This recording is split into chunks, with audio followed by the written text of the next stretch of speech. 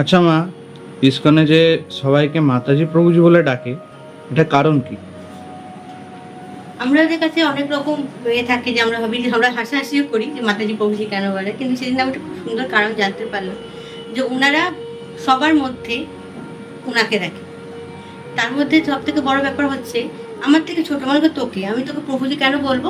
কেন তুই আমার থেকেও কম বয়সে ভক্তিতে এসেছিস, তার মানে তুই আগের জন্মে নিশ্চয়ই কোনো ভালো ভক্ত ছিলিস, যে ওইটুকু টাইমের মধ্যে অনেকটা আমার থেকে ভালো তুই সাধনা করেছিস এবং সেই জায়গাটা এগিয়েছিলিস, তাই না? তো সেই জন্য তাকে সম্মান দেওয়ার জন্য, তার ভেতরে সত্তাকে সম্মান দেওয়ার জন্য ছেলেদেরকে প্রভুজি বলা হয় এবং মেয়েদেরকে মাতাজি বলা হয়। কারণ আমার বয়স যা হোক, আমার থেকে ছোটদেরও আমি মাতাজি বলবো, আমার থেকে বড়দেরকেও মাতাজি বলবো। কারণ সে ছোট বয়সে আমার থেকে বেশি এগিয়েছে, কারণ সেই বয়সে আমি ভক্তিতে আসতে পারি, কিন্তু সে আসতে পেরেছে। তাকে সম্মান দেওয়ার জন্য আমরা মাতাজি বা প্রভুজি বলি।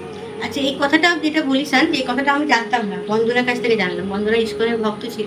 এটা নিয়ে আমরা যতই আমরা না জেনেই হাসাহাসি করি, তার স্ত্রীকেও মাতাজি বলছে, তার মেয়েকেও মাতাজি বলছে, তার কেন? কারণ তার ভেতরে সত্তাকে সম্মান দেওয়ার জন্য। তো কোনো কিছু মানে একটা লালা লালি যে জন্ম নিয়েছে একটা ভক্ত ফ্যামিলিতে, মানে সে আমাদের থেকেও বড় তাহলে? হ্যাঁ, তারা আমার থেকেও বড়। কারণ সেই এটা নিয়েই তো সে একটা ভক্ত পরিবারে জন্ম নিয়েছে। ছোটবেলা থেকে নিরামিষ ভোজি, ছোটবেলা থেকে হরিনাম শুনছে, সে বলতে পারছে কি হরে কৃষ্ণ, তাই না? হরে কৃষ্ণ আমরা সবাই কিন্তু বলতে পারি না যদি ওনার আশীর্বাদ না থাকে আর গুরু কৃপা না থাকে আর আগের জন্মে যদি ফল না থাকে। তো সেই জন্য তার সত্তাকে এগিয়ে দেওয়ার জন্য আমরা মাতাজি প্রভুজি করি। আর বন্ধনা এই কথাটা আমাকে জানিয়েছিল। তাহলে যখন কোনো জিনিস জেনে আমরা হাসাহাসি করার আগে তার মূল কারণটা অবশ্যই জেনে নেওয়া উচিত।